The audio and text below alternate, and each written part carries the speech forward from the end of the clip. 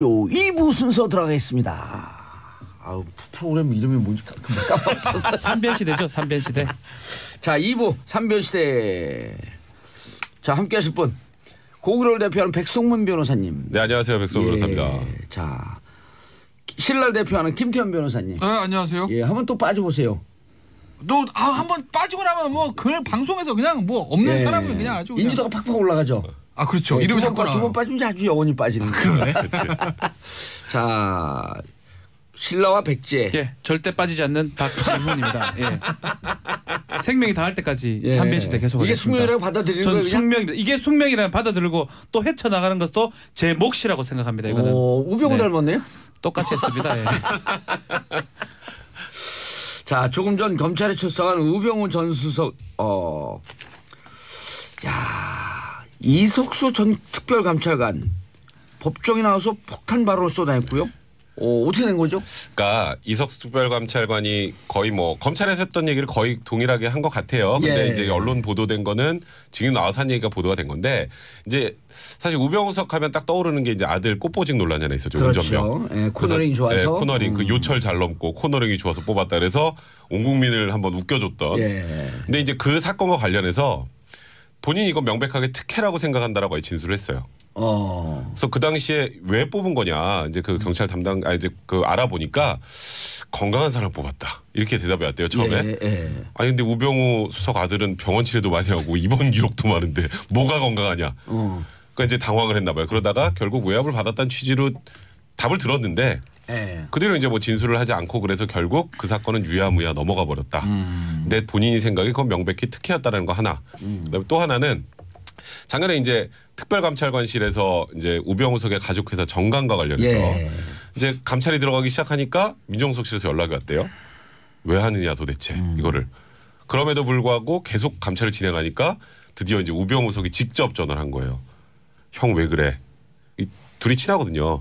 옛날에 연송기수도 하나 차고 학교도 갔고 그다음에 옛날에 저희 어디죠? 경주지청에서 지청. 또 같이 90년도인가 같이 근무도 했고. 92년도요. 네, 그래서 근데 왜 그래? 이석수는 공안 쪽이고. 그렇죠. 우병우는 뭐 길은 특수 달랐죠. 쪽아니에요? 어릴 때는 이제 그러니까 쉽게 말하면 예. 제가 보니까 우병우석은 자기 쪽 사람이라고 생각하고 넣었는데 갑자기 자기를 치려고 그러니까 이게 뭐야? 그러고 전화를 한 거예요. 그래서 이거 뭐 좀 지나면 우리가 다 이게 잘 마무리해서 별로 문제도 안 될 건데 이걸 왜 구태여 감찰을 하느냐라고 전화를 넣었다. 그래서 이거는 불편해하고 약간 외압이라고 느꼈다 이런 진술을 어제 쏟아냈죠.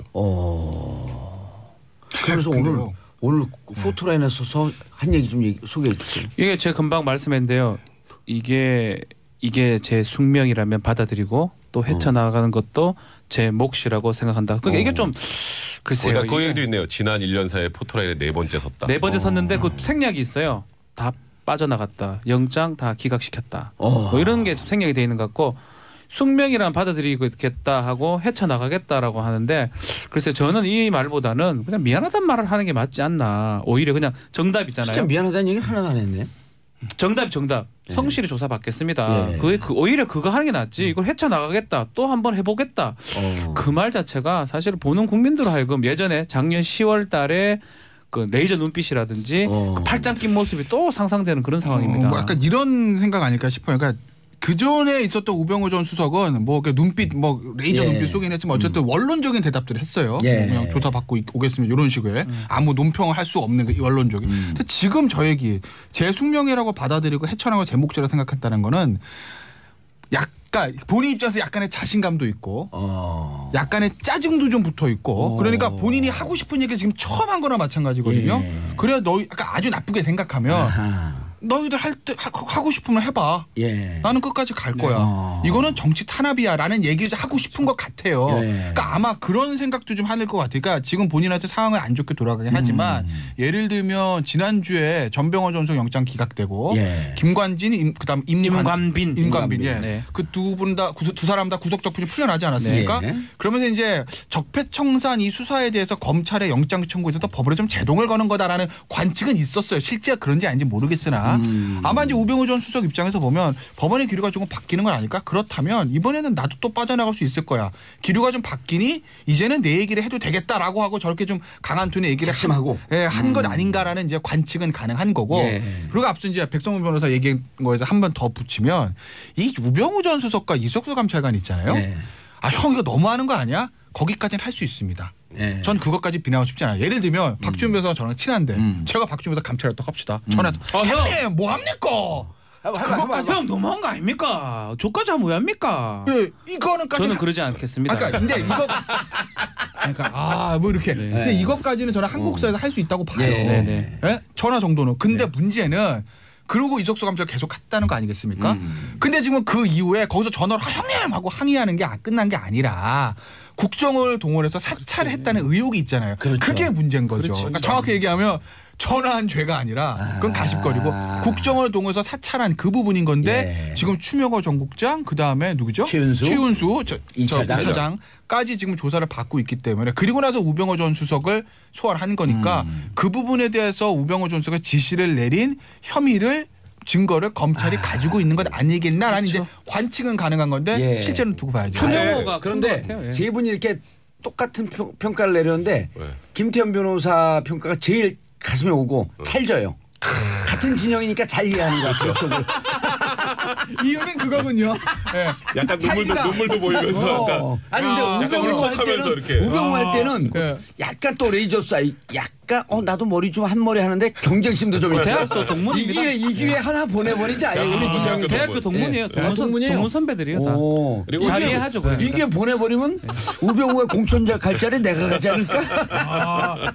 똑똑해서 찰지구나가 아니라 진영이 비슷하죠. 칭찬하면 일단 긴장해야 돼. 칭찬하면 긴장해야 돼.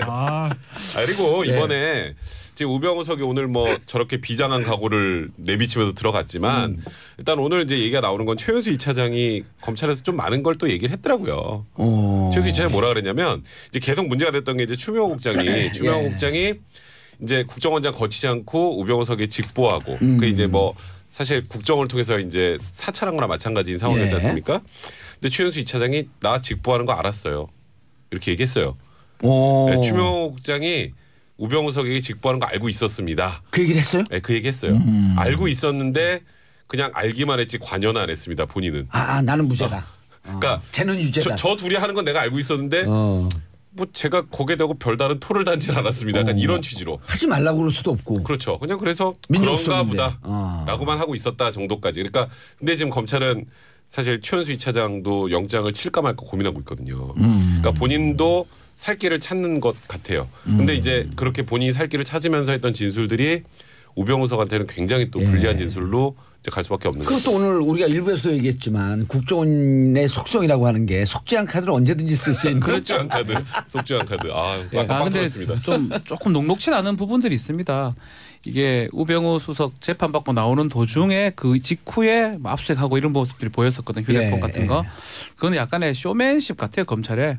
지금 당장 그 휴대폰 압수한다 해가지고 얻을 증거는 사실 적어 보이거든요. 작년 11월에도 깡통이었잖아요. 그때도 깡통이었는데 지금 근데 그 이후에 좀 긴장을 풀고 이젠 좀. 우병우를 어떻게 봅니까? 우병우 저기 김태현 변호사 선배입니다. 절대 그런 일 없습니다. 저는 그럴 일 없을 것 같고. 칭찬이죠. 다만 이제 찾을 수 있는 부분은 최윤수하고 이제 추명호의 어떤 진술 부분이에요. 그거를 갖고 지금 불렀을 생각이 들고 불법 사찰이라든지 국정원법 위반인데. 글쎄요. 똑같이 저번하고 똑같다 그러면 영장 발부는 좀 어려워요. 사정 변경이 좀 있어야 될 상황이거든요. 그래서 검찰에서 이번에 수사 시간을 보면 알 수 있습니다. 약간 빨리 끝나면 오히려 이거는 이긴 싸움이고요. 늦게 끝나면 우병우한테 유리한 싸움이 될 겁니다. 저는 그렇게 생각하고 싶어요. 근데 법원도 이제는 그 기각 어렵지 않을까요? 글쎄요. 그건 뭐 알 수가 없죠. 그건 뭐 영장은 별개로 가는 문제인데 왜냐면 우병우 전 수석은 국정농단 사건에서 본인의 그 죄의 크기보다 혐의를 받고 혐의의 크기보다 사실 약간 괘씸죄나 이런 부분도 좀 국민 있어요. 감정을 그렇죠. 그러니까 제대로 그럼요. 그러니까 우병우 전 수석이 처음에 나올 때부터 레이저 안 쓰고 정말 제가 죄송합니다 이런 모습을 보였다면 조금 달라질 수는 있었어요. 큰 차이는 없더라도 그러니까 그런 부분도 좀 있는 거고. 그런데 아까 이제 전화기 얘기하셨잖아요. 근데 하나 변수는 있어요. 저도 뭐 알 수는 없는데 언론 보도로 최근에 이제 그런 얘기들을 하지 않았습니까? 저기 누구죠? 저 검찰에 있는 주요 간부 하나가 뭐 김모 차장이라고만 하더라고요. 그렇죠. 네. 우병우 전 수석 및 그 변호인들과 수시로 통화를 했었다. 그게 이제 혹시 검찰 수사본부가 새 나가는 건 아니냐라는 이제 그런 얘기도 있지 않았습니까? 법무부가 감찰 들어가겠다고 뭐 그렇죠. 했고요. 그러니까 지난 11월에 앞서서 아무것도 없었잖아요. 예. 근데 그 이후에 이제 아까 이제 봉도서 얘기하신 그런 부분들 긴장을 풀어놓고 전화하지 않았을까? 그 부분에 아마 그 검찰 만약에 간부랑 전화 통화한 게 있다라고 하게 되면 그러면 조금 상황은 바뀔 수 있죠. 바뀌죠. 그리고 증거 인멸의 가능성을 뭐 법원에다 얘기를 메시지를 있는 거죠. 확실하게 줄 수 있죠. 네, 그러기 때문에 그건 아마 그런 부분 때문에 검찰에서 뭐 압수수색한 거 아닌가 싶고 예. 물론 그가 보도되는 과정이나 이런 것들을 보면 뭐 약간 뭐 검찰에서 좀 쇼잉의 측면도 없다고 할 수는 없으나 보여주기식. 아마 네. 검찰은 휴대전화에서 보면 그 검찰 현직 그 간부와 우병우 전 수석이랑 통화한 내용이 있을 수도 있다라는 생각을 한 것 같아요. 근데 우병우 수석이요. TV를 보면서 특이한 게 차량 압수수색하는 거 못 봤거든요. 처음 봤어요. 저도. 그렇죠. 차량? 뭐 이동 왜 경로나 했어요, 이동 경로나 이런 거 확인하려는 게 아닐까. 그러니까 쇼 같아요. 네. 저는 그 이상합니다. 그거밖에 없을 것 이런 같은데. 걸 거예요. 내비게이션 네. 이런 거 추적해갖고. 근데 이제 저는 뭐 김태현 변호사도 뭐 그래도 뭐 이런 건질 거 있을 수도 있다 뭐 이런 취지로 얘기를 하셨는데 우병우 수석 표정이요 그 당시에 별로 놀라질 않더라고요. 자신만만하더라고요. 무슨 혐의로 영장을 발부하셨죠? 뭐 이렇게. 평상시부터 다 디펜스가 네, 되네. 그러니까 그게 아유 이제 뭐 이걸 하든 말든 뭐 그래 해봐라. 약간 이런 표정이었어요 느낌이. 그러니까 구속되면은 사정이 많이 바뀌겠죠, 근데. 그럼 많이 바뀌죠. 근데 이제 뭐 여기에 아무것도 없으니까 마음대로 가져가세요. 약간 이런 표정. 뭐 내성이죠. 내성이 됐어요. 진짜 작년 10월부터 1년간 검찰이 쫓은 사람이 거의 1년 한 명만 쫓았다고 봐도 과언이 아니거든요. 그 와중에 포토라인 4번 섰죠. 영장 2번 기각됐죠. 본인 입장에서는 진짜 나는 어떤 식으로도 막을 수 있다라고 지금은 좀 생각하는 것 같아요. 근데 다만 그게 무너지는 순간 저 정도의 사람이 오히려 더 잘 무너집니다. 무너져요. 한번 무너지면요. 봉선님 잘 알겠지만 무너져보지 않았잖아요. 계속 조사받으면 맞습니다. 아유 그냥 차라리 징역 가고 말지 이런 툭 놓는. 저는 그럴 가능성이 있다는 거예요. 예, 지금도. 근데 저는 우병우 전 수석은 그 놀 사람은 아니라고 봐요. 눈빛이나 말투나 이런 거 그때 봤을 때 그렇게 놓고 할 사람은 아니고 아까 뭐 이거 숙명이다 헤쳐나가겠다는 얘기를 봐도 해봐. 아 이게 흑수저 출신이어서 멘틀이 좋아요. 멘탈이 강해요. 그래서 좋아요. 아마 끝까지 투쟁을 할 것 같고 법정 투쟁을. 근데 저는 그 차량 압수수색은 이건 좀 상상력인데 아마 검찰에서 그런 생각하지 않았을까요? 혹시 우병우 전 수석이 우리가 알고 있는 휴대폰을 하나를 더 쓴다면 차 안에 어떻게 두고 있어요? 아니 그러면 안 보이는 데서 압수수색을 하지 그 보이는 데서 그 보이는 그런 부분들은 약간 이제 언론의 대프레스용이라는 건 제가 그건 당연히 있는 건데 어쨌든 실질적인 효과는 거둬야지 뭐 그거 하려고 뭐 프레스용으로만 하긴 하겠어요. 아니, 그렇다면 예를 들어서 뭐 차량에서 대포폰 같은 게 그렇죠. 차량에 나올 수도 있으니까. 왜냐하면 우병우 전 수석 입장에서 보면 중요한 전화 차에서 이동하면서 할 때 차에 있는 전화 꺼내서 할 수도 있는 거잖아요. 가능성. 만약에 저도 비밀스럽게 전화를 하는 대포폰을 가지고 다니면 저도 차에다 둘 것 같아요. 그러니까 그런 가능성인 거죠. 대부분의 그 약간 부정한 행위를 하는 남편들이 차 안에 핸드폰을 뒀다가 걸렸고 부부싸움하는 경우가 많거든요. 경험이세요? 경험이요? 왜 부정한 행위를 해요? 왜 부정한 행위를 해요? 그렇게 말씀하시길래 블랙박스 뭐 블랙박스 이런 걸로 많이 걸리고. 이렇게 경험에 물어보는 게 그 임 누구죠? 최동호 혼외자. 그거 보도할 때 눈빛과 비슷하네. 그렇습니까? 우병우 선배. 우병우 선배. 네, 오늘은 우병우 선배로 가네요. 네. 우병우 같은 학교요? 그렇죠. 같잖아요. 거기 다 이석수 우병우 뭐 다. 법대고. 직속 후배. 직속 후배죠. 윤석열 검사장. 좋은 사람 말고 나쁜 사람 위로 좀. 김기춘 실장. 진경준. 그렇죠. 다 맞아요. 자 그래서 이번에 영장 발부 가능성 어떻게 보세요? 저는 쉽지는 않을 것 같은데 검찰은 영장 비율로 해도 돼. 몇 프로? 저는 5대5. 5대5. 김태현 변호사님은? 저는 6대4로 또 기각될 것 같아요. 기각. 전 6대4로 발부요. 요번에 영장 그럼 쓰는 게 9대1로 써요. 9대1요. 9대1로 이번에 발부 못 시키면 검찰 진짜 체면 말이 아닙니다. 뭐냐 또 완전히 빠지는 거죠. 이번에는 저는 이번에 조사 끝나고 바로 좀 할 수 있으면 좋겠어요. 제가 왜 이제 6대4를 기각 말씀드렸냐면 검찰이 적폐청산 수사하는 그 라인들을 보면 굉장히 언론 플레이 잘해요. 제가 그냥 나쁘다는 의미는 아니에요. 필요하죠. 뭐 피의 사실 공표의 문제 생길 수 있지만 수사 사항이나 그런 데 슬쩍 흘려서 나오는 것들이 있거든요. 근데 이번에는 없어요. 그러니까 차량 압수수색을 딱 해가지고 그건 다 언론에 또 이제 대포폰 발견 뭐 이런 게 나왔어요. 그 이후에 뭐가 나왔는지에 대한 슬쩍 흘러나오는 게 없어요. 그래서 이번에도 뭐 하나 못 잡은 거 아닌가 저는 그렇게 보기 때문에 그래서 저는 기각될 확률이 높다고 보는 거예요. 추명호 국장과 최윤수 2차장 이쪽의 증언이 좀 강력하지 않아요 이번에는? 그러니까 이제 그 증언, 진술 증거가 얼마나 나왔는지 저희는 지금 확인이 아직 안 되잖아요. 일단 증거 인멸의 흔적은 김모 차장 검사와 그렇죠. 증거 인멸의 흔적은 나오잖아요. 법원에 강력한 메시지가 안 될까 그게? 그러니까 이제 저도 사실 우병우 수석이 이제 모든 국민들이 다 왜 우병우 수석만 구속이 안 되나 이런 생각을 하고 계시는데 그 사실 지금 나와 있는 내용 정도만 가지고 무조건 구속된다라고 말하기에는 저는 좀 부족한 것 같고 아까 뭐 박지훈 변호사도 사실 6대4라 그랬던 건 사실 박지훈 변호사도 5대5 미치라고 생각하는 거예요. 9대1입니다. 9대1. 그러니까 처음에 던질 때 6대4라고 한 거는 박지훈 변호사도 쉽지 않다고 생각하는 그렇죠. 거예요. 그러니까 박지훈 변호사 예측은 늘 틀렸어요. 항상 틀려요. 반대로 많이 가요. 그럼 제가 올려볼까요? 7대3으로? 7대3 기각? 근데 그래서 우리 듣는 청취자분들이 추명호와 최윤수와의 연관관계 이게 제일 궁금하거든요. 추명호는 사실은 원래 기각이 됐다가 나중에 잡혀 들어왔거든요. 많이 불었을 가능성이 크고요. 추명호를 토대로 해가지고 아마 최윤수도 마찬가지고 나왔고. 그리고 이 사람들이 아주 추명호 다 불어버렸어요. 제가 봤을 때는. 그러니까 조직의 이런 충성도 이런 게 높은 줄 알았더니 보니까 속죄양 어차피 그 사람은 누구나 버리고 가는 가지 하나 던지고 국정원 쪽이잖아요. 결국 검찰 쪽까지 살릴 필요는 없는 거거든요. 굳이 말하면 추명호 입장에서는 카드를 생각했을 때는 결국은 국정원 쪽이니까 검찰 사람들 지금 다 잡혀 들어갔잖아요. TF 다 잡혀 들어간 게 추명호 진술이 큰 거거든요. 아마 우병우까지 얘기했지 않을까 생각이 다 보낼 것 같습니다. 자기 원장까지 팔아먹는 사람들인데 뭐. 속죄양. 추명호 일이 된 김에 다 벌어야죠. 자, 박근혜 전 대통령 걸석 재판 간단하게. 이거 뭐 그 많이들 우리 청취자분들도 잘 알고 계신데. 그러니까 원래 불리하냐 불리하지 않냐 그것만 좀 따져보면 좋을 것 같아요. 기본적으로 좀 불리한데요. 좀 예상 외에 그 좀 어제 상황이 펼쳐졌는데 재판부에서도 깜짝 놀랐어요. 국선 변호사들이 너무 열심히 해서. 진짜 어제 뭐 재판부에서 요즘 좀 국선 변호사 다 열심히 한다 그러던데. 그리고 좀 이런 표현 좀 그렇지만 사선 변호사들보다 낫더라고요. 일단 예를 들어서 태블릿 PC 관련해서도 구체적으로 딱 찍어요. 사선 변호사 누구 유영아? 뭐 그래 찍으세요 그냥 대통령 전에 이제 있었던 변호사들보다 훨씬 나은 것 같은 게 태블릿 PC만 관련해서도 옛날에는 그냥 무조건 최순실가 아니에요 이거였잖아요. 그냥 뭐 특별히 뭐 그런 게 없었는데 그 비용을 낸 사람이 최순실이 아니라 다른 사람인데 김한수 전 행정관 원래 본인이 사서 그렇죠. 그럼 김한수 행정관이 돈을 냈는데 그걸 최순실 씨 거라고 단정할 수 있나요? 이런 식으로 질문하는 거예요. 예리하네. 그러니까 오히려 제가 봐도 그런 쪽으로 의문점을 갖는 게 낫겠다는 생각이 들었는데 그래서 걸석 재판이지만 오히려 덜 불리한 게 아닌가 우스갯소리 이런 얘기도 해요. 근데 다만 이제 증인신문은 계속 진행을 해요. 피고인이 없어도.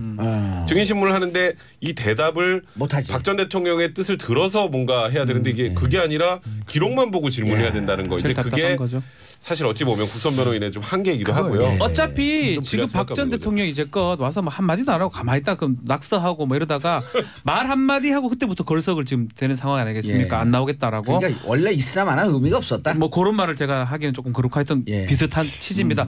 그런데 지금 국선 변호사들이 상당히 잘하고 있어요.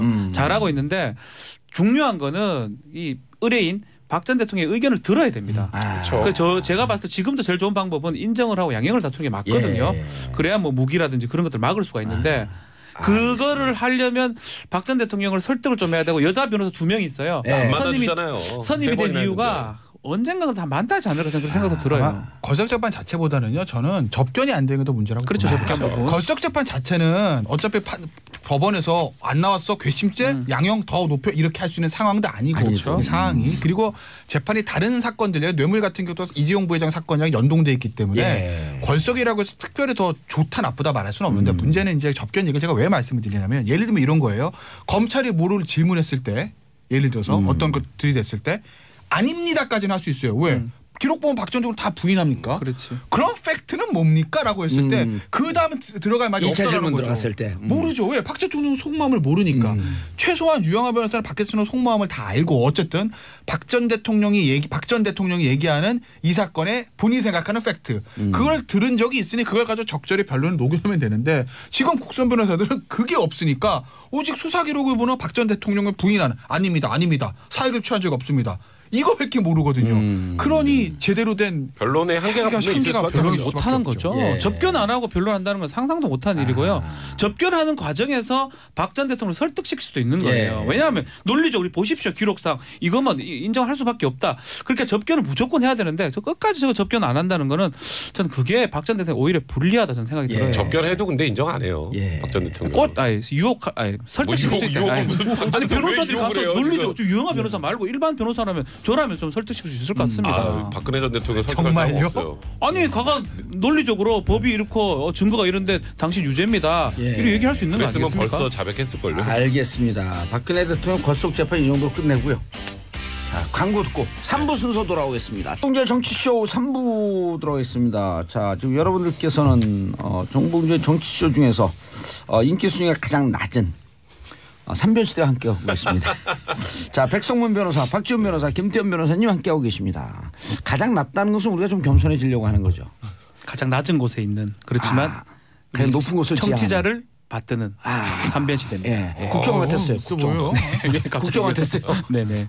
음제소 일하고 양지를 지향한다. 자, 김선미님, 박지원 변호사님 오늘 머리가 너무 겸손해요. 아침에 미사일 때문에 방송이 다 취소가 돼가지고 그 가발 벗고 오신 거예요 오늘? 예, 가발 벗고 왔습니다. 네. 자, 손흥경님 3변 시간 넘나 육해서 수요일이 기다려져요. 자, 수요일에는 이럴 때는요. SBS 방송국 정봉주의 정치쇼 앞 3변시대 앞에 갖고 수요일엔 빨간 장미를 보내주셔도 됩니다. 자, 2부 3부죠. 3부 네, 뭐죠? 전병헌 영장 재청구되나? 오, 재밌는 얘기가 많아요. 그러니까 일단 지금 수사 상황을 간단하게 좀 말씀드릴게요. 예. 지금 전병헌 수사과 관련해서 GS 홈쇼핑을 압수수색을 했어요. 예. GS 홈쇼핑은 왜 난데없이 또 웬 말이야? 롯데 홈쇼핑 얘기만 있었는데. 오호. 이제 그러다 보니까 검찰이 롯데 홈쇼핑만 가지고는 영장을 재청구하기가 좀 어렵다고 생각하나? 이 생각이 좀 들었어요. 일단 첫 번째로. 뭔가 제보가 들어왔나 그럼? 들어왔는데 그 내용이 뭐냐면 GS 홈쇼핑 2013년도에 또 그 당시에 전병헌 그 당시 의원이었죠. e스포츠 회장으로 있을 때 거의 1억 5천만 원을 후원을 했어요. GS 홈쇼핑이. 어떻게 해요? 1억 5천만 원을 후원을 했는데 이게 당시 그러니까 전병헌 전 수석의 압력 때문일 것이다. 라는 게 일단 검찰의 생각이고. 1억 5천만 원 이렇게 쪼개기로 들어왔나요? 500만 원씩? 아니 이제 그 이제 e스포츠에 5천을 갔는데 근데 이제 이 1억 5천을 기부하기 전에 당시 전병헌 의원실에서 무슨 발표를 냈냐면 GS 홈쇼핑 소비자 피해 보상이 주요 홈쇼핑 채널 가운데 압도적으로 많다. 이런 보도 자료를 냈어요. 이제 그리고 나서 기부를 받은 거예요. 이제 그러니까 뭔가 기부 안 하면 자꾸 이런 걸로 괴롭히겠다라는 뉘앙스를 준 게 아닌가. 그런 걸 기초로 해서 이제 압수수색을 진행을 했는데 뭐 그 뒤에 어떤 내용들이 추가됐는지는 아직 나오지 않았고요. 그러니까 전병헌 수석은 어쨌건 영장이 한번 기각돼서 구속영장을 재청구할 가능성이 높다라고 보는 게 지금 일반적인 관측이긴 해요. 그래서 이런 걸로 추가해서 뭔가 혐의를 더 보강해서 영장을 재청구하려고 하는 게 아닌가. 뭐 좀 그런 생각이 좀 듭니다. 그런데 검찰 입장에서는 전병헌 수석이 기각이 됐지만 어쨌든 이 현 정부에서도 불법 부정한 행위 있으면 우리는 칼을 대겠다. 네, 그렇죠. 그럼 아주 강력한 이미지는 줬잖아요. 강력한 이미지를 줬는데 정부 속을 떨궜잖아요. 더 강력한 이미지를 주려면 이제 최소 우리나라 국민들이 대부분이 불구속이면 무죄라고 생각하고요. 그렇죠. 영장이 나오면 유죄라고 생각하는데 그건 아닌데. 네. 그래도 구속이 안 되면 에이 또 봐줬네. 근데 원칙은 원칙은 불구속 재판의 원칙이잖아요. 네. 근데 이제 검찰에서는 그래서 한 번 더 칼을 대겠다는 의지는 분명히 가지고 있는 것 같아요. 한 번 더 칼을 대겠다. 네. 근데 이번에 칼을 대는데 또 기각되면 모양이 쫙 빠지니까 오히려 이걸 마중물로 해서 야당을 치고 들어가진 않을까? 오히려 왜냐하면 야당 얘기하니까 긴장하시잖아요. 손 모으잖아요. 손에 이게 땀이 나고 지금. 손톱 풀었어. 오늘 제가 지난주 기억이 안 나는데 지난주 와서 이제 지난주 빠졌잖아요. 지지난주 그랬어요? 네, 지난주 나왔고 지난주 나와서 제가 그 말씀드린 거 아니에요? 전병헌 전 수석의 그 수사 그거에 대해서 저는 사사정가 딱 2개가 생각난다는 거죠. 전병헌 철계관으로 이어지는 이 정치권에 대한 사정라 육참골단 차도살인 제가 말씀드렸잖아요. 육참골단 차도살인. 그러니까 뭐 의도든 아니든지 간에 청와대 입장에서 보면 그게 의도된 거잖아요. 어쨌든 전병헌 수석을 내줬습니다. 전병헌 수석이라는 사람이 이제 여기 불구속 된다 하더라도 이 정권 끝날 때가 쓸 수 있는 카드가 아니에요. 못 써요. 못 써요. 버린 카드 완전히 기관장으로도 못 나가요. 네, 완전 버린 카드입니다. 재보궐선거도 못 나가요. 아 그럼요. 다음 공천도 쉽지 않고 거기 지금 김병욱 의원이 어쨌든 김병기. 죄송합니다. 김병기 의원이 잘하고 있지 않습니까? 국정은 잘하는지는 잘 모르겠어요. 아니, 어쨌든 국정원 출신인데 왜냐하면 지금 더불어민주당에 국정원 출신이 없잖아요. 그렇죠. 그러니까 이제 김병기 의원이 나름대로 이제 희소성이 있으니까 뭐 어쨌든 다음 공천에도 김병기 의원이 유리할 것 같고 어쨌든요. 그러니까 전병헌 버린 카드라고요. 정무석을 버린 카드를 썼습니다. 그러면 뼈 내줬는데 살 내줬는데 뼈 받아야 되는 거 아닙니까? 그러니까 검찰 입장에서도 야당에다가 강력한 사정 드라이브를 하는데 이 전병헌이라는 이 카드만큼 좋은 카드가 없다라는 거죠. 그렇죠. 그러니까 항상 모든 정권이 그래요. 항상 정권이 야당을 치기 위한 마중물로 썼다라고 그렇다기보다 육창골단인 거 말씀드릴게요. 왜냐면요. 육창골단이 어려워요. 아니 그 이제 서울대 법대 우병우 후배들이나 아는 용어 이거 처음 쓴 사람은 누구냐? 조국 민정수석이 당시에 새정치국민연합 혁신위원 할 때 육창골단이라는 말을 처음 써서 이 얘기가 정치권에 퍼지기 시작한 겁니다. 서울대 법대 같이. 아 그렇죠. 다 서울법대네. 네. 그래서 제가 이제 말씀드리고 그다음에 차도살이는 그런 거죠. 어차피 전병헌 전 수석을 통해 가지고 그게 야당에 대한 다시 칼날이 번져가면 누가 맞겠느냐. 친박 실세 그룹들이 맞을 수밖에 없다. 근데 진짜 그럼 홍준표 대표 입장에서는 아유 그래 이렇게 정리되는구나라는 것들. 전병헌 의원 입장에서는요. 징역 사는 것 이상의 정치적 살인을 당했거든요. 그렇죠. 그렇죠. 그러니까 정치적으로 거의 사망 선고를 받은 거나 다름이 없어. 그러니까 무척 큰 아픔이 있는 거죠. 아니, 그렇죠. 사실 전병헌 수석 입장에서 만약에 본인이 진짜 억울하다면 이거는 어찌 보면 지금 말씀하셨던 것처럼 앞으로 정책 제거가 불가능한 상황 정도까지 갈 텐데 그러면 전병헌 수석 입장에서는 진짜 말 그대로 지금 계속 이 언론에서 얼굴 내비칠 때만 엄청나게 억울해 하시잖아요. 그럼요. 근데 지금 나오는 것들만 보면 이게 진짜 억울할 만한가에 대한 의문은 분명히 들긴 하는데 그것도 그래요. 예, 그래서 사실 검찰 입장에서는 굉장히 자신감을 가지고 그 당시에 영장을 청구를 했단 말이에요. 근데 이제 기소진들이 말이 바뀐 게 아니니까 처음에는 전병헌 의원이 연루가 된 것처럼 하다가 그 가능성이 제일 많아요. 제가 지난주에 진술 증거 위주로 갔다면 갑자기 증거는 없거든요. 네, 진술 증거만 가지고 있었는데 진술이 바뀌어버리면 굉장히 당황스러운 거죠. 그래서 사실 GS 홈쇼핑을 또 압수한 지난주에 삼변 시대에서 그대로 얘기했습니다. 사실은 저 같은 경우는 영장 발부 가능성 또 영장 청구를 바로 해야 되는데 영장 청구가 한 이틀 3일이 늦어졌거든요. 긴급 체포도 바로 할 수 있는 상황인데 안 했는 거는 왠지 이 사건은 정말 쉬우면 쉬운 사건인데 뭔가 혼란에 빠졌을 가능성이 크다라는 생각을 했었고 처음에 자신만만하게 들어갔는데 자신만만했죠. 이게 확 바뀌어? 그리고 진술이 바뀌었나? 명찰을 뗐습니다. 견장. 정무수석 명찰을 떼고 지금 돌아. 명찰의 견장을 떼고 돌아왔는데 갔다 온 사람 왜 이래 이게? 그 상황이었는데 영장이 바로 안 들어왔는 거는 뭔가 검찰의 수사에서 혼란이 생긴 게 아닌가. 아니나 다를까 아마도 추측컨대 그 전 보좌진들이 진술을 바꿨을 가능성.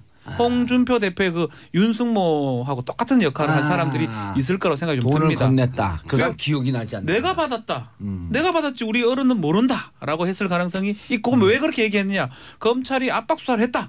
이렇게 얘기한 게 법원 영장 발부 과정에서 보인 게 아닌가. 그래서 판사 입장에서는 이렇다면 뭐 증거가 없는 거거든요. 그럼 풀어줘야 되는 상황이 아니었냐 생각이 듭니다. 이게 뭐 정보에 근거한 건 아니고 추정인 제가 거죠? 뭘 알겠습니까? 이게 변호사가. 그냥 추측하는 겁니다. 제가 아무것도 몰라요. 설득력 있어요. 아무것도 모릅니다. 설득력 있어. 대구 분이 이런 그 설득 이런 그 추정을 하니까 그쪽은 배신자라고 욕을 먹는다면서요? 좀 고향에 가기가 좀 두렵습니다. 아니 김태현 의원 그 의원이 좋아요. 여기 그 의대 나왔나? 아니 여기 김태현 갈 때 그 고향에 같이 가면 괜찮아요. 진영이 비슷해지니까 따라가든지 뭐 하든지 하겠습니다. 저기 박지훈 변호사 어머니가 제일 좋아하는 사람이 저라는 거 아니겠습니까? 맞습니다. 아들을 바꿀 수는 없잖아. 아들 요즘 아들 얘기보다 저 얘기를 더 신뢰하신다는. 왜 그렇게 얘기하냐고 혼나고 맨날 박지훈 변호사. 그럴싸하다고 김태현 변호사 말이. 항상 그리고 그렇게 말을 하세요. 또 그 스펙도 좋잖아요. 우병우 후배. 스펙보다는. 자 그런데 전병헌 어제 한국일보 특종. 그건 또 뭐예요? 야, 이게 참 재밌는 건데요. 이제 검찰에서 구속영장 청구서라는 거를 이제 법원에 보내잖아요. 이 사람 구속해 주세요. 그러면 이제 법원 안에 있는 이제 그 직원이 요 구속영장 청구서 위에다가 고무 할인 있죠. 그걸 꽝 찍어서 발부, 기각 이렇게 해가지고 위로 올려요. 판사한테 영장전담 판사한테. 그러면 판사가 발부를 할 땐 그냥 여기다 발부의 도장을 찍고 기각을 할 땐 기각의 도장을 찍어서 본인이 이제 쓰는 이유를 붙여가지고 이게 다시 검찰로 가요. 아, 그 원본이네. 그건 어떻게 조작할 수 그렇죠. 없는 그러니까 거예요. 근데 이게 참 묘한 게 발부의 도장이 찍혀 있었는데 발부 전병헌석 영장 발부에 딱 찍었는데 요거를 화이트로 지우고 기각에 찍어가지고 내려보냈다는 이거 용지를 다시 보내주세요. 이럴 수는 없으니까. 없으니까 화이트로 지워가지고 내려보냈다는데 제가 영장 많이 하는 이제 지금 형사 재판 많이 하는 판사들한테 전화를 해봤어요. 이런 경우가 있냐? 아니요. 자기도 처음 봤어요. 그러더라고요. 야. 거기다가 심지어 이렇게 중요한 사건인데 하루에 한 건 영장실질 심사하는데 뭐 여러 개 쌓아놓고 엉뚱한 데 도장 찍은 것도 아니고 그래서 일단 추측은 제 영장 전담 판사의 추측입니다. 정말 이게 단순 실수라면 자기는 믿기지가 않고 아마도 무언가 처음에는 발부 쪽으로 결정을 했다가 이제 본인 마음이 바뀌었건 뭐 어떤 다른 이유건 간에 기각으로 바꿨다는 거예요. 이거는 그렇게밖에 볼 수가 없다는 거예요. 그러니까 강보영 영장전담 판사가 발부 쪽으로 결심을 했는데 무언가 어떤 이유로 이제 사정 변경이 있었다. 그러니까 본인이 판단하다 이게 발부인가? 발부 했다가 아니야 기각이야. 요 가능성이 일단 제일 높다 이렇게 제일 높고 예. 또 다른 가능성 한국일보에서는 혹시 외압이 있었던 게 아니냐, 법원 내 외압 혹은 정치권의 외압이 있었던 게 아니냐에 대한 의문을 표시하는 거죠. 그러니까. 저는 단순 실수 가능성 없다고 봐요. 단순 실수 가능성 왜냐면요. 없다. 이거 이 들으신 청취자 한번 잘 들어보세요. 국회의원 선거든 예를 들어서 청취자분들은 일단은 김태현 변호사한테 별로 이렇게 지지 보내진 않아요. 아니 그렇죠. 좀 문자 올라나요 또? 요즘 가리잖아요. 하도 욕이만 하고. 아니 올려주세요 그냥 딱. 아니라는데요. 어쨌든 우리가 선거하러 들어갈 때 1번 찍었다 아니 지우고 2번 찍고 안 이런 하잖아요. 경우 없습니다. 이걸 실수하는 거는 진짜 드문 일이에요. 뭐 물론 뭐 예를 들어서 뭐 여러 개 쌓아놓고 막 찍다가 발부 하다 기각이 어이구 이럴 수는 있지만 한 건이었다면서. 이거 단 한 건인데 뭘 실수하기 실수 전혀 아니라고 보고 그러면 마음이 바뀐 거라고 저는 봐요. 근데 역시 뭐 두 가지 마음이 바뀐 요인은 여러 개가 있을 수가 있으니까. 마음이 바뀐 것도 두 가지다 이제 저 가능성을 백 변호사가 지적을 해줬는데 두 가지 다 제가 이제 반대 놓은 걸 드릴게요. 방송의 공정성을 위해서. 예를 들면 내가 마음이 바뀌었다. 발부했다가 기각. 그런데 이게요. 일반 형사재판 판결 쓰는 거는 형량 같은 거 마지막에 바뀔 수도 있어요. 왜냐하면 합의서 들어오고 막 이러면 그래 뭐 실형하고 집행 바꾸고. 그런데 이건 영장 발부입니다. 심리 다 끝나 더 이상 검찰이나 변호사 서면 들어올 것도 없어요. 근데 초짜도 아니고 영장 서울 중앙지법 연장 정담판사가 발부 딱 하다 내밀까 하다가 아니지 하고 무슨 이유로 생각을 바꾼다? 이것도 좀 이상하고. 그럼 전화인데 지금 뭐 때가 어느 때인데 뭐 법원 고위층이나 정치권이나 뭐 청와대 이런 데서 야 기각으로 하지? 라고 전화한다. 그것도 사실 좀 21세기에 좀 분명한 건 제가 그 BH하고 좀 알잖아요. 그 많은 또 후배들이 있고 절대 외압 없어요. 근데 그건 분명해요. 이거는 외압은 아니에요. 그러니까 두 가지 다 생각을 해도. 근데 두 가지 다 아닌 논건 이런데 또 반대 논거를 드리게 되면 사람의 생각하는 거 바뀔 수도 있는 거고 그리고 또 외압이라는 것도 전혀 없다고 볼 수도 없는 거니까 뭐 전화하는 거 예를 들면 그러니까 제가 긍정적 부정 다 말씀드려 저도 답을 모르니까. 아니 이건 어떻게 보세요? 뭔지 모르겠어요. 이제 보통 3명 있잖아요. 영장 전담 판사가. 근데 이제 지금 국정농단 사건이 워낙 중요하기 때문에 본인이 판단하지만 주위의 의논을 안 할 수가 없다는 거예요. 근데 그렇다고 해도 심리를 혼자 하기 때문에 제일 잘하는 게 강보영 영장 전담 판사인데. 발부했는데 주위 얘기를 들어보니까 형님들이 아니 영장 부장하고 그런데 야 이러이러한 논거는 어떻게 책임질 거야? 오민석 판사가 그럴 가능성도 있을 수도 있죠. 신광렬 부장한테. 그러니까 저는 근데 법원은 단순 실수라고 지금 외압은 빼는 게 맞는 것 같아요. 외압을 받을 상황도 아니고요. 아니 예를 들어서 내부에서 논의하면서 그러니까 조금 더 바뀌었을 가능성이 그럴 가능성이죠. 그런 게 좀 있을까? 뭐 이런 하나 뭐 이런 얘기들 예를 들면 참 공교롭게도 김관진 실장하고 저기 임관빈 비슷해가지고 김관진 김관진 임관빈 아이고 이 두 사람에 대해서 둘 다 관자가 있었고 난 관제수가 있는 줄 알았거든요. 어쨌든 관원 좋았죠. 많이 올라갔어. 그 두 사람이 신광렬 형사수석부장의 구속적 부재 풀어주지 않았습니까? 그 영장 누가 다 발부했을까요? 강보영 판사가 발부한 사람이에요. 특히 김관진 실장 같은 경우에는 김관진 실장 강보영 판사 발부했습니다. 근데 신광렬 부장이 풀어준 거예요. 구속적 부심에서.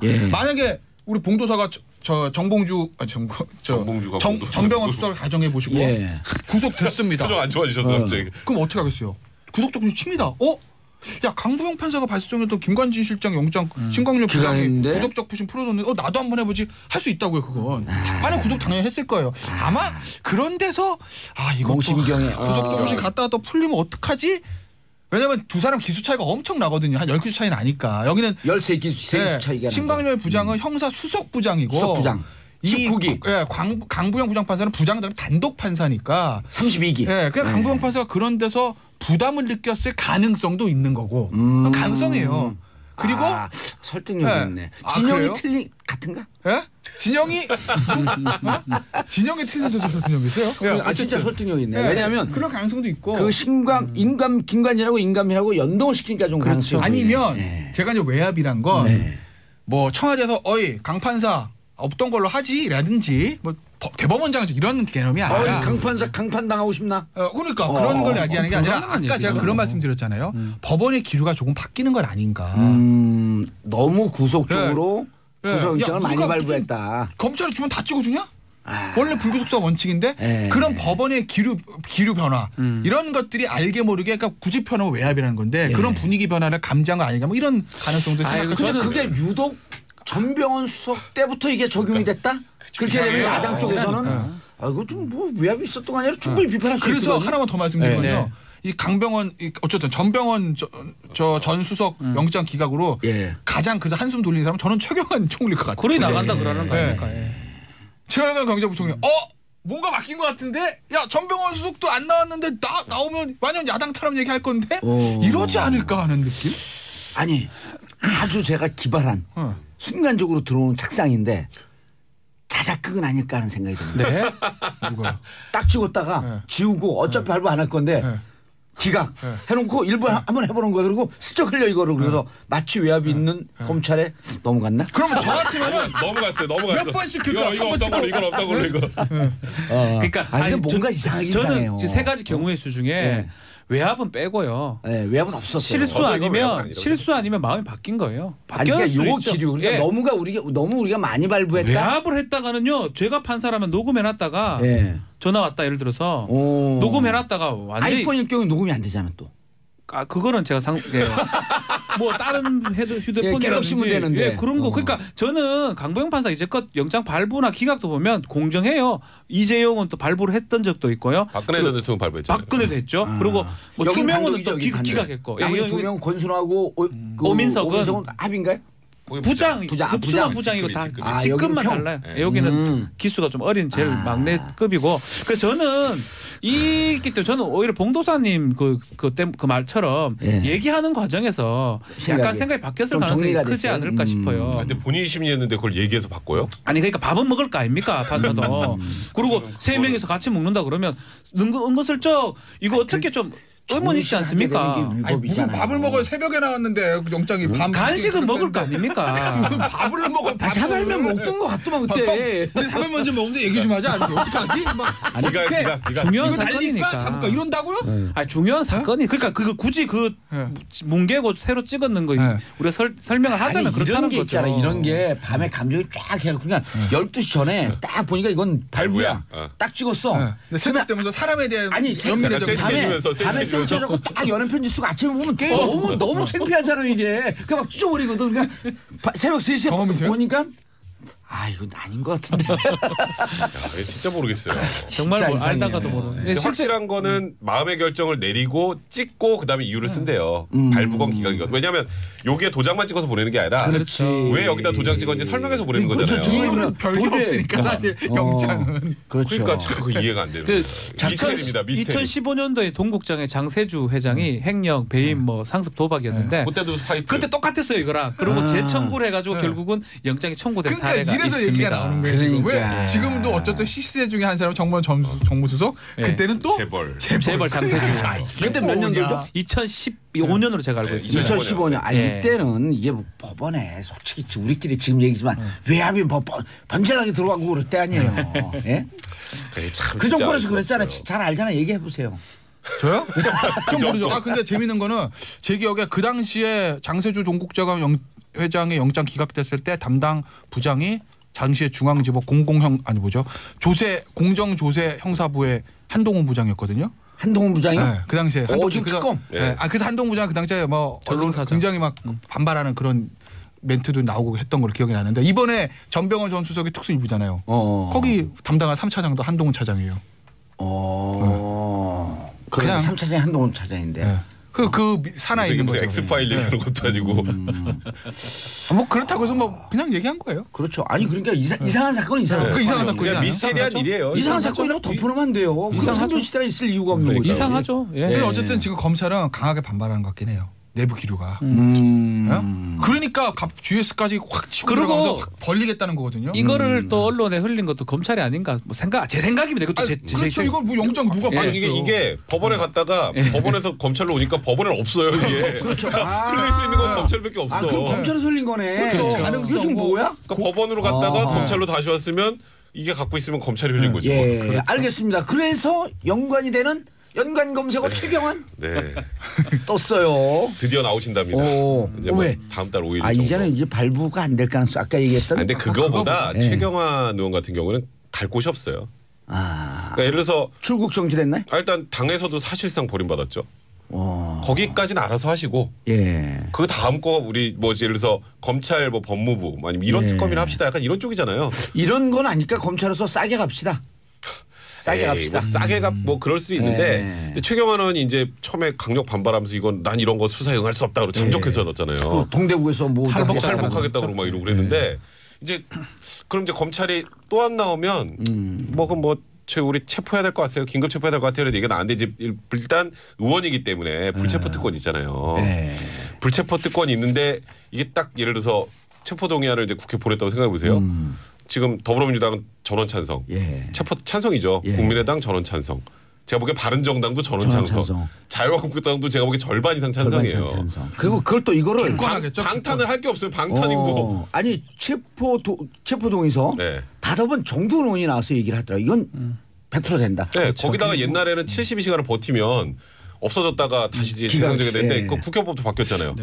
그리고 최경환 의원 입장에서는 현실적인 판단을 한 건데 아까 이제 백 변호사님 얘기를 하나 더 붙이면 본회의가 9일 날 끝납니다. 12월 9일. 8일인데 얼마 안 남았거든요. 검찰 입장에서 보면 굳이 만약에 체포영장 바로 나와 이게 구속영장이 아니니까. 그렇죠. 이거 굳이 뭐 체포동에 붙일 필요 없어 며칠 기다리면 됩니다. 그리고 나서 9일 10일 날 청구하면 돼요. 그러니까 최경환 의원 입장에서 보면 버텨도 의미가 없다라는 거죠. 오히려 버티면은 국민 밉상이 되면서 그러면 이미 뭐 어차피 다음 달 5일 날 출두하기로 하지 않았습니까? 버티면 본회의 끝나고 체포영장 청구하면 그럼 9일 10일이라고요. 그렇죠. 며칠 차이도 안 나요. 그렇기 때문에 최경환은 아마 현실적인 판단을 한 거죠. 당에서도만 넣은 게 아닌가. 나가라. 그렇죠. 그리고 변호사하고 협의하고 있으니까. 그렇죠. 근데 그러면 여기는 어떨까요? 정면 버텼기 때문에 구속영장 발부될 가능성이 그건 모르겠어요. 저는 일단 높지 않나 구속영장 청구는 무조건 할 것 같고요. 높죠. 뭐 일단 금액도 1억이고 뇌물이에요, 이거는. 뇌물이니까. 거기다가 뭐 지금 이현수 그 국정원 기조실장이나 이병기 원장이 100% 완벽하게 또 자백을 해서 혐의가 100% 이거는요. 싶은데요. 예스인지 논지 바로 밝혀질 수도 있을 것 같은 게 왜냐하면 이현수 전 기조실장에 돈 어디서 줬습니까 그랬더니 경제부총실에 가서 줬다고 그러거든요. 그러니까 어디서 다른 장소에서 만났다고 하면 그거를 따지기가 쉽지 않은데 알겠습니다. 제가 안 가봤지만 경제부총실 갈 때 누가 들었는지 기록 다 있지 않을까 생각이 저는 들어요. 그렇죠. 알겠습니다. 자 끝났어요. 세 분 인사하시고요. 네 감사합니다. 고맙습니다. 자 저희가 공개 방송합니다. 정봉재 정치쇼 12월 15일 금요일 오후 2시 SBS 1층 락스튜디오에서 하고요.